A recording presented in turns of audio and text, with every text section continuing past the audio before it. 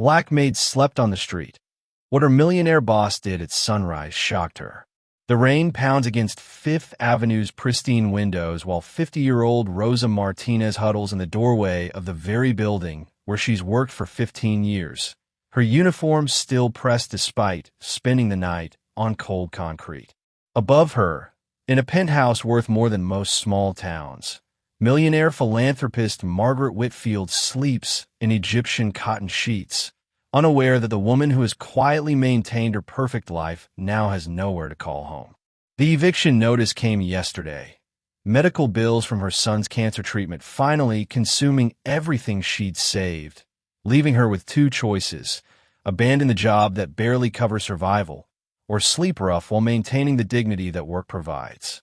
At sunrise, these two worlds will collide in ways that will expose the brutal mathematics of American inequality and challenge everything both women believe about worth, charity, and the invisible barriers that keep good people trapped in impossible circumstances. Rosa's arthritic fingers clutch a plastic bag containing everything she owns: a spare uniform, medication she can barely afford, and a photograph of her son Miguel before the leukemia stole his childhood and her financial stability. The irony cuts deep as she sits outside a building worth hundreds of millions while possessing assets that wouldn't cover a single night in the cheapest hotel room. For 15 years, she's arrived at 6 a.m. to begin the invisible labor that keeps Margaret's world running smoothly. Polishing surfaces that never show fingerprints, organizing closets with clothes worth more than Rosa earns in months, preparing meals with ingredients that cost more per pound than her hourly wage. Tonight, she's learning the harsh arithmetic of service work. Dedication doesn't equal security, loyalty doesn't guarantee shelter, and a lifetime of honest labor can be erased by a single medical emergency. The building's doorman, James, finds her during his 3 a.m. rounds, his face cycling through shock and recognition as he realizes that the woman he's greeted every morning for over a decade is now homeless. "Rosa, what are you doing out here? It's freezing." His concern carries the warmth of someone who understands that catastrophe lives one paycheck away from everyone who works for wages rather than collecting dividends. Rosa's explanation comes in whispers, her voice carrying the shame that American society loads onto poverty as if need were a moral failing rather than an economic reality. Evicted yesterday. Miguel's treatments. I chose medicine over rent. I couldn't let my baby suffer because I don't make enough to cover both. Her words reveal the impossible choices that millions face daily in the wealthiest nation on earth. James insists on sharing his thermos of coffee and offers his security booth as shelter, but Rosa refuses with dignity that poverty hasn't managed to strip away. "I can't get you in trouble with management. They already barely tolerate me being here during work hours. They'd fire you for letting homeless people inside." Her concern for his job security, while facing her own crisis, reveals the character that 15 years of faithful service has demonstrated, but that compensation has never reflected. She knows the building's rules, written by people who've never faced homelessness, designed to keep undesirables away from wealthy residents who prefer their poverty abstract rather than visible. The policies that seemed reasonable when applied to strangers now feel like weapons aimed at her dignity. The night stretches endlessly as Rosa tries to find positions that don't aggravate the joint pain from decades of physical labor, her body paying the accumulated price of work that society deems unskilled despite requiring strength, endurance, and attention to detail that would challenge people half her age. She calculates and recalculates her finances, searching for mathematical miracles that don't exist, ways to stretch wages that haven't risen in proportion to costs, formulas that might make healthcare affordable on a housekeeper's salary, equations that could solve problems created by systems designed to extract wealth from workers rather than provide living wages. The mathematics of poverty are relentless and unforgiving, each number a reminder that individual effort cannot overcome structural inequality. As dawn approaches, Rosa prepares for another day of maintaining perfection in Margaret's life, while her own existence crumbles into chaos. She uses the building's public restroom to wash her face and change into her uniform, transforming from homeless woman to invisible servant in the time it takes to walk from street to service elevator. The transition requires emotional labor that no job description mentions. The ability to perform gratitude and cheerfulness while facing personal catastrophe, to maintain others' comfort while abandoning your own needs, to serve people whose daily spending exceeds your monthly earnings without revealing the resentment that such disparities create. Today, this performance will be tested beyond its limits as Rosa faces the impossible challenge of hiding homelessness from an employer whose casual spending could solve her crisis with less financial impact than buying lunch. Margaret's morning routine unfolds with the clockwork precision that Rosa's labor makes possible. Fresh flowers arranged in crystal vases, newspapers ironed and arranged by importance, coffee brewed to exact specifications that Margaret documented in a 3-page memo about temperature, timing, and presentation. For 15 years, Rosa has orchestrated this daily miracle of effortless luxury. Her work so seamless that Margaret has never considered the human infrastructure required to maintain her comfort. This morning, Rosa's hands shake slightly as she prepares breakfast, exhaustion and stress making familiar tasks feel monumental. But her pride demands perfection even when her world has collapsed overnight. The eggs must be poached exactly 3.5 minutes. The toast golden brown with butter applied while warm. The orange juice freshly squeezed despite hands that ache from sleeping on concrete. Margaret emerges from her bedroom in a silk robe worth more than Rosa's monthly earnings. Her concern focused on a charity gala that evening where she'll receive recognition for her philanthropic work with homeless shelters. The irony would be devastating if either woman fully grasped it. Margaret will be praised for helping homeless people while remaining oblivious to the homelessness of the woman serving her breakfast. Rosa, make sure my blue Valentino dress is ready for tonight. The event is raising money for housing initiatives, and I want to look appropriately elegant for such important work. Her words reveal the disconnect between charity as performance and charity as genuine concern for human suffering happening in immediate proximity to privilege. Rosa nods and continues her duties while processing the cruel mathematics of Margaret's evening plans. The cost of the dress exceeds 3 months of Rosa's salary. The jewelry Margaret will wear costs more than Rosa's son's medical treatments, and the charity's administrative costs probably exceed what actual homeless services receive. She's seen Margaret's financial statements while organizing tax documents, knows that her employer's charitable tax deductions generate more savings than Rosa earns in entire years. The system rewards wealth with tax breaks for giving away money that generates good publicity, while people like Rosa pay higher effective tax rates on wages that barely cover survival. The lunch Margaret will order from the charity's catered event could pay Rosa's rent for a month, but such connections remain invisible to people whose wealth insulates them from economic reality. As the morning progresses, Rosa's exhaustion becomes harder to hide. She stumbles slightly while carrying Margaret's laundry, her body rebelling against a night spent on concrete followed by physical labor that demands strength she no longer possesses. Margaret notices the stumble, but attributes it to carelessness rather than crisis. Her irritation revealing the casual cruelty of expectations that workers should maintain perfect performance regardless of personal circumstances. Rosa, please be more careful with my things. That basket contains silk blouses that cost more than, well, just be careful. The unfinished comparison hangs in the air like an accusation. More than you earn, more than you're worth, more than you could ever afford to replace. The day's tasks feel overwhelming as Rosa battles fatigue, hunger, and the emotional weight of maintaining cheerful service while facing personal catastrophe. She cleans bathrooms larger than most apartments, organizes closets containing more clothes than most people own in lifetimes, and prepares meals using ingredients that cost more than she spends on food in weeks. Each task becomes a meditation on inequality. The casual waste she witnesses daily while rationing her own resources, the effortless luxury surrounding her while she calculates whether she can afford both dinner and tomorrow's bus fare to work. The physical labor that once felt manageable now drains her completely, her body protesting treatment that poverty has made inevitable but no less cruel. Margaret spends her day making calls about the evening's charity event. Her conversations filled with enthusiasm for helping the deserving poor, while remaining completely unaware that such deserving poor include the woman polishing her floors. Her language reveals the psychological distance that wealth creates from actual poverty.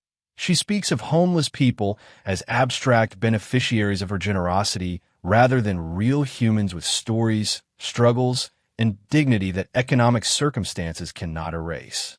"We've raised over $2 million for housing initiatives," she tells a friend, pride evident in her voice. "It's so important to give back to those less fortunate." The phrase "less fortunate" implies that poverty results from bad luck rather than systematic inequalities that her own wealth depends on maintaining. A comfortable fiction that allows charity without challenging systems that create the need for charity in the first place. By afternoon, Rose's exhaustion reaches dangerous levels as her body rebels against demands that seemed manageable when she had a bed to return to each night. She sways while dusting Margaret's art collection, pieces worth more than most people's houses, her vision blurring from fatigue and hunger as she tries to maintain the precision that expensive objects demand. The irony of protecting luxury while unable to protect herself creates a surreal quality to her work, each polished surface reflecting a woman whose own life has lost all shine. Her hands shake as she handles fragile sculptures, her coordination compromised by stress and physical depletion that make every movement feel uncertain. Every task a potential disaster that could cost her the job that represent her only remaining anchor to financial survival. Margaret's impatience grows throughout the day as Rose's performance fails to meet the unconscious standards that 15 years of excellence have established. "Rosa, you seem distracted today. Is everything all right?" The question carries concern filtered through the lens of employer rather than human being, worry about service quality rather than genuine care about Rose's well-being. Rose's response requires the kind of emotional labor that domestic work demands but rarely acknowledges.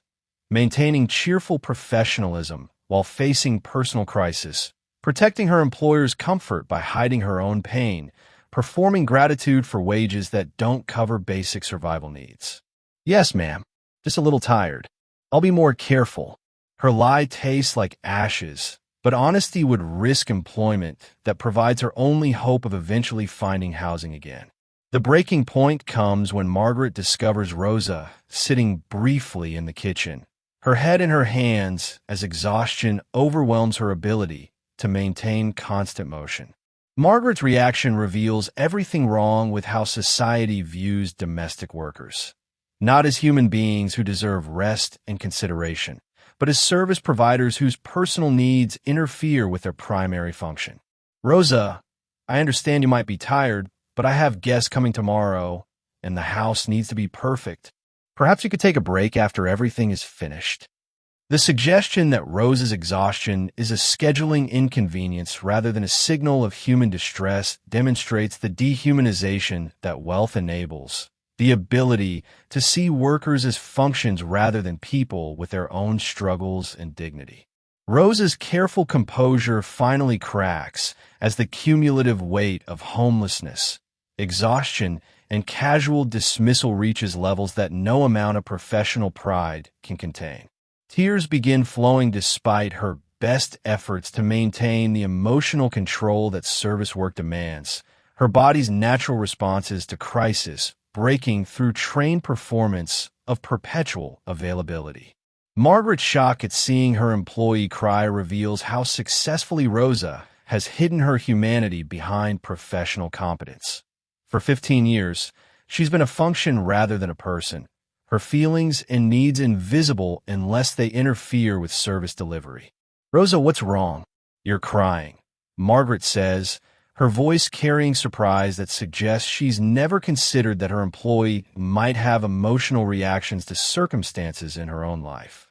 The flood of truth that follows changes everything as Rosa's dignity finally demands recognition over protection of her employer's comfort. I'm homeless, ma'am. Got evicted yesterday because I couldn't pay rent and my son's medical bills. I spent last night sleeping in the doorway downstairs because I have nowhere else to go, but I still came to work because I need this job to survive. Her words hit Margaret like physical blows, each revelation exposing the comfortable assumptions that wealth allows about how other people live. The woman who has maintained Margaret's perfect life for 15 years has been fighting for basic survival while making that perfection possible. Her dedication to duty coexisting with desperation that Margaret's casual spending could easily address, but that her social blindness has made invisible. Margaret's world shifts on its axis as she processes the reality that the homeless crisis she'll discuss at tonight's charity gala has been sleeping outside her building, cleaning her house, and serving her meals while she remained completely oblivious to suffering happening in arm's reach. The abstract, poor she feels good about helping through tax-deductible donations has a name, a face, and a 15-year history of faithful service that her assumptions have completely overlooked. You slept outside? Last night? While I was... The sentence trails off as Margaret realizes she was planning her outfit for a homeless charity event while her own employees slept on concrete. The moral blindness of her position becoming impossible to ignore or rationalize away through comfortable distance. The silence that follows Rosa's revelation stretches between them like a chasm spanning different worlds. One where homelessness is an abstract social problem to be addressed through charitable galas, and another where it's the immediate reality of sleeping on concrete while trying to maintain employment that barely sustains life. Margaret's face cycles through shock, guilt, and something approaching recognition as she processes the implications of Rosa's situation. The woman who has made her life effortlessly comfortable has been suffering in silence, maintaining perfect service while facing personal catastrophe, protecting Margaret's peace of mind by hiding her own desperation. For the first time in 15 years, Margaret sees Rosa as a complete human being rather than a service provider, and the revelation is devastating to everything she's believed about her own goodness and awareness. 15 years, Margaret whispers, her voice carrying the weight of accumulated blindness to suffering that happened daily in her presence. You've worked for me for 15 years, and I never really saw you, did I? The admission costs her everything her self-image has been built on. The belief that she's a good person, that her charity work demonstrates moral awareness, that her wealth comes with corresponding wisdom about how the world actually works for people without inherited advantages.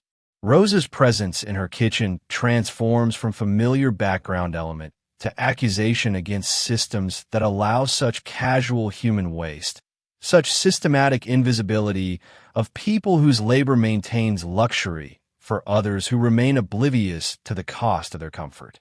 Margaret's questions reveal the depth of her ignorance about the life of someone who has worked intimately in her space for over a decade. How much do I pay you? What are your medical expenses? How long has this been a problem? Each question exposes another layer of her disconnection from the mathematical realities that govern Rosa's existence.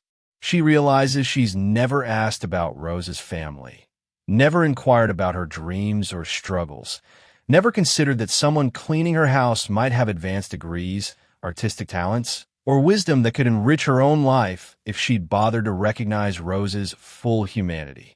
The employer-employee relationship has been entirely one way, extracting labor while ignoring the person providing it, treating Rosa as a function rather than a human being deserving consideration and respect.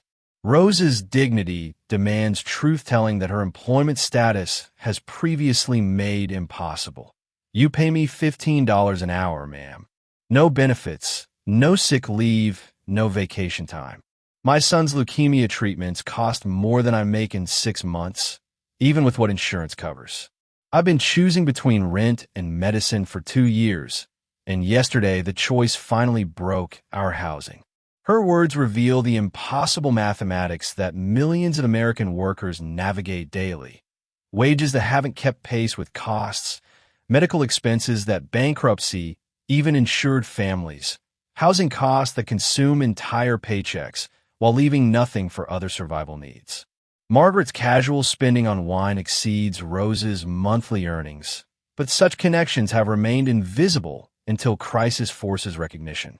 The conversation that follows represents Margaret's first genuine encounter with the economic realities that her wealth has insulated her from understanding.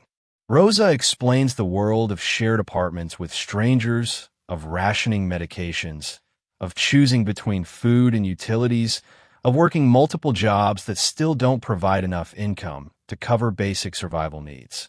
Each detail challenges Margaret's assumptions about poverty and merit, revealing how systematic inequalities trap good people in impossible circumstances regardless of their work ethic, character, or intelligence. I have a college degree in education, Rosa shares, but teaching jobs don't pay enough to support a sick child. So I do this work because it pays slightly better and has more flexible hours for medical appointments. None of it's enough, but I keep trying because giving up isn't an option when someone depends on you. Margaret's response will define not just Rose's immediate future, but her own moral legacy and understanding of what wealth actually means when measured against human need rather than social status. The charity gala plan for that evening suddenly seems obscene, spending thousands on an event to raise money for homeless people while her own employee sleeps on streets outside her building. Rosa, Margaret says, her voice carrying new weight as she makes decisions that will test whether her claimed values translate into meaningful action. We're going to fix this. Today. Right now. And then we're going to figure out how I missed this for so long and how to make sure it never happens again to you or anyone else working in my house. Her words represent the beginning of transformation that could ripple far beyond one woman's immediate crisis, challenging systems that allow such brutal inequalities to flourish while remaining invisible to those with power to address them. What happens next shocks Rosa more than 15 years of casual dismissal ever could. Margaret doesn't just write a check or make phone calls to solve the immediate crisis. Instead, she sits down at her kitchen table and asks Rosa to teach her about the economics of survival, to explain the systems that create such impossible choices, to help her understand how someone can work full-time for 15 years and still face homelessness because of a child's medical emergency. The conversation becomes an education for Margaret in realities that her wealth has made invisible. How medical bankruptcy affects even insured families, how wage stagnation creates working poverty, how housing costs have risen far beyond what service workers can afford even with multiple jobs. Rosa finds herself in the unprecedented position of being asked for her wisdom rather than just her labor. Margaret's questions reveal the depth of her previous disconnection from economic reality. How is it possible that someone working full-time can't afford basic housing? Why don't you qualify for assistance programs? What would actually help versus what sounds good in charity mission statements? Rosa's answers provide education that Margaret's expensive schools never offered. Lessons about means testing that excludes working poor, about waiting lists for assistance that stretch years while crises demand immediate solutions, about the gap between minimum wage and living wage that keeps people trapped in cycles of near poverty despite constant work. For the first time, Margaret begins to understand that poverty isn't a character flaw or lack of effort, but a systematic result of economic policies that concentrate wealth while distributing survival costs downward. The immediate solution Margaret implements goes beyond temporary charity to address systematic problems. She doesn't just pay Rosa's back rent and medical bills, but restructures her employment entirely. Rosa becomes her household manager with a salary that reflects her actual value rather than market exploitation, receives full health benefits that cover her family's medical needs, and gains job security through contracts that protect her from arbitrary termination. More importantly, Margaret asks Rosa to help her understand how to use her wealth responsibly, not just through charitable donations that generate tax benefits, but through business practices and political advocacy that address root causes of inequality rather than just managing its symptoms. Rosa's transformation from invisible domestic worker to trusted advisor represents more than individual uplift. It demonstrates what becomes possible when privilege acknowledges expertise that exists outside traditional power structures. Her lived experience with poverty, combined with her education and natural intelligence, provides insights that Margaret's wealthy friends and expensive consultants have never offered. Rosa becomes Margaret's guide to understanding how economic inequality actually functions, how charitable giving can sometimes perpetuate problems it claims to solve, and how genuine social change requires systemic thinking rather than individual acts of kindness. The relationship shifts from extractive service to collaborative partnership, with both women learning from perspectives they'd never encountered before. The ripple effects extend far beyond Rosa's individual circumstances as Margaret begins applying lessons learned from their conversations to her broader business and philanthropic activities. She restructures her investment portfolio to avoid companies that profit from exploitation of low-wage workers, redirects charitable giving toward organizations that address systemic causes rather than just symptoms of poverty, and uses her social influence to advocate for policies that would prevent other families from facing Rosa's impossible choices. Rosa's crisis becomes a catalyst for examining how wealth accumulates through systems that create scarcity for others, and how those systems can be changed by people with resources and moral clarity to challenge them. Their partnership produces innovations in both charity and business that demonstrate what becomes possible when privilege listens to wisdom earned through struggle. They develop employment programs that provide living wages and advancement opportunities for domestic workers, create educational initiatives that help wealthy families understand the true costs of the services they depend on, and advocate for policy changes that would make Rosa's crisis impossible by ensuring that full-time work always provides enough income for basic human needs. What began as one woman's desperate night on concrete becomes a blueprint for how wealth can serve justice rather than just accumulating more wealth, how charity can build systemic change rather than just managing ongoing crisis. 6 months later, Rosa stands in her own apartment, not a luxury space, but a real home with stability and dignity that steady employment and living wages make possible. The apartment represents more than individual success. It symbolizes what becomes achievable when economic relationships prioritize human worth over profit extraction, when employers see workers as complete people rather than service functions. Her son Miguel's medical treatments continue without forcing impossible choices between health and housing, his childhood partially restored through access to care that doesn't bankrupt his family. The transformation demonstrates that poverty isn't inevitable or natural, but results from policy choices that can be changed when people with resources choose justice over just accumulating more wealth. Margaret's penthouse has been transformed too, but in ways that matter more than decoration. It has become a space where conversations about justice happen regularly, where wealthy friends are challenged to examine their own relationships with the people whose labor maintains their comfort, where charity is measured by systemic change rather than just good intentions and tax deductions. Rosa visits not as employee, but as collaborator, their partnership producing insights that neither woman could have developed alone. Margaret's wealth has found purpose beyond accumulation, becoming a tool for addressing problems rather than insulating her from awareness of them.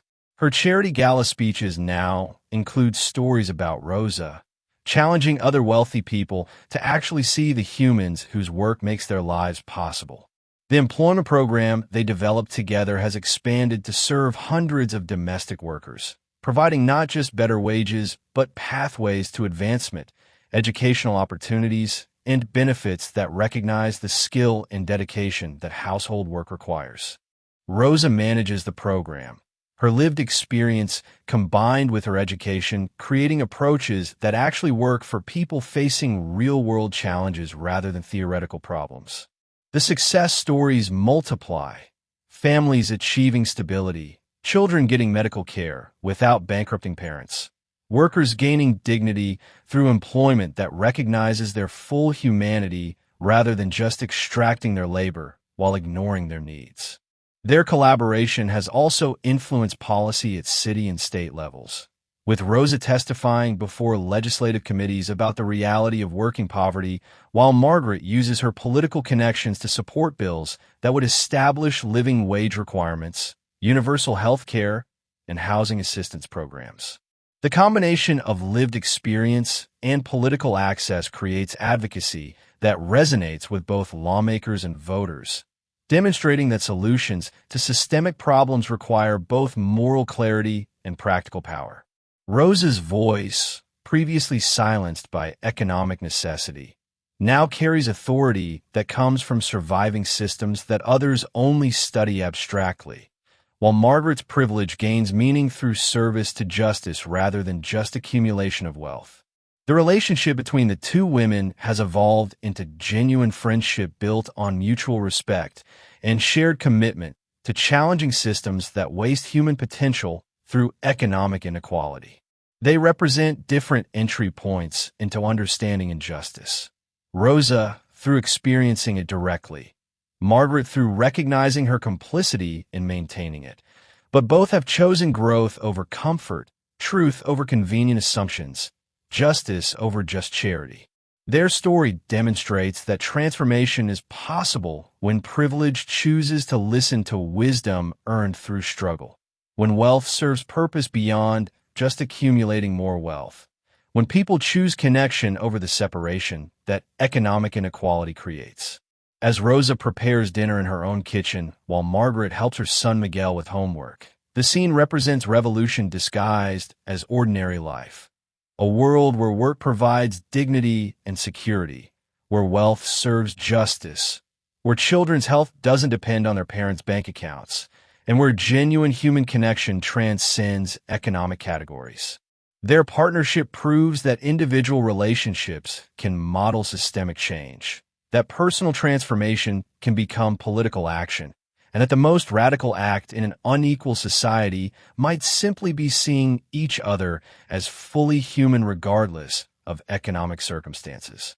The dawn that revealed Rosa's crisis also illuminated possibilities for justice that both women are now working to make real for everyone, not just themselves.